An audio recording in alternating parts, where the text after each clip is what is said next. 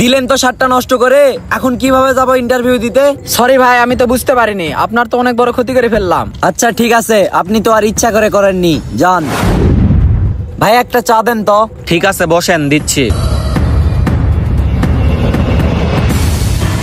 এই যে ভাই আপনার চা দিলেন তো উনি আপনার জামাটা নষ্ট করে, ওরা তো আপনি কিছুই বললেন না। কি আর বলবো ভাই, ওই তো আর ইচ্ছা করে দেয়নি, আর বলেও বা কি সমাধান হবে, যা হবার তা তো হয়েই গেছে। আপনাকে তো দেখে মনে হচ্ছে ইন্টারভিউ দিতে যাবেন, কিন্তু এই অবস্থায় গেলে কোনো ঝামেলা হবে না?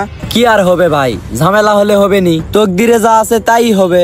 ঠিক আছে ভাই, চা ঠান্ডা হয়ে যাচ্ছে, চাটা আগে খান। ভাই এই যে নেন, এই নেন টাকা। এই ভাই আপনার খুচরা টাকা নিয়ে যান। না লাগবে না ভাই। লাগবে না কেন ভাই, এই দিকে আসেন, এইটা তো আপনারই টাকা। না লাগবে না, ওই টাকা আপনাকে খুশি করেই দিলাম। খুশি করে দিলেন? মনে তো হচ্ছে না এইটা আপনার টাকা, এই টাকাটা তো আপনার বাবার ইনকাম করা টাকা। আপনি কিভাবে বুঝলেন এটা আমার বাবার টাকা? ভাই নিজের ইনকামের টাকা হলে এক এক টাকার হিসাব রাখা লাগে। এখানে আমি দিনে প্রতিদিন 200 কাপ চা বিক্রি করি, প্রতি কাপ চায়ে 2 টাকা করে লাভ করি, আর 2 টাকা করে লাভ হলে প্রতিদিন আমার 400 টাকা ইনকাম হয়, আর মাসে আমার 12,000 টাকা ইনকাম হয়। আর আমি যদি এখান থেকে 1 টাকা করে ছেড়ে দেই তাহলে আমার ইনকাম অর্ধেক হয়ে যাবে, তাহলে আমার এই ব্যবসা করার কোনো আর মর্যাদাই থাকবে না। বাহ, আপনি তো চরম হিসাবই, চমৎকার একটা হিসাব বুঝাইলেন আমারে।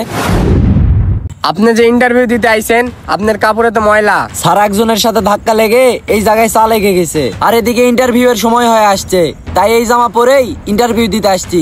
আচ্ছা ওইসব বাদ দেন, আপনাকে একটা প্রশ্ন করি। কি প্রশ্ন বলেন স্যার? মনে করেন আপনাকে 10 টাকা দিয়ে বাজারে পাঠাইলাম, আপনি ওখান থেকে 8 টাকার সদাই কিনলেন, বাকি 2 টাকা দোকানদারের কাছে রেখে আসবেন নাকি নিয়ে আসবেন? আমি 2 টাকা ফেরত নিয়ে আসবো। কেন? সামান্য তো 2 টাকা, আপনি তো ছাড় দিয়ে আসতে পারতেন।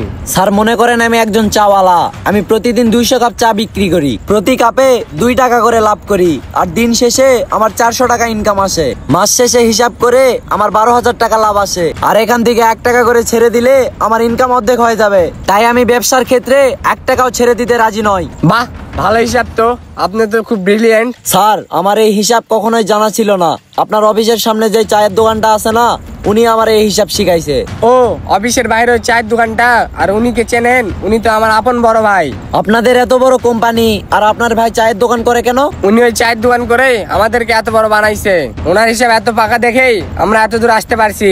ঠিক আছে, আপনার চাকরি কনফার্ম, সামনের মাসের 1 তারিখ থেকে আপনি চাকরিতে জয়েন করবেন। ঠিক আছে স্যার, আমার ইন্টারভিউ কি হয়ে গেছে? চাকরি কি কনফার্ম?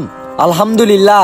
ভিডিওটি দেখে কি বুঝলেন? ভিডিওটির মাধ্যমে একটা জিনিসই বুঝাইতে চেয়েছি, আর সেইটা হলো নিজে ইনকাম করলে তখনই বুঝবেন যে একটি টাকারও অনেক মূল্য। আর হ্যাঁ, ভিডিওটি যদি আপনাদের কাছে একটু পরিমাণ ভালো লেগে থাকে তাহলে অবশ্যই একটা লাইক, কমেন্ট, শেয়ার আর আমাদের পেজটি ফলো দিয়ে আমাদের পাশেই থাকবেন। ধন্যবাদ সবাইকে।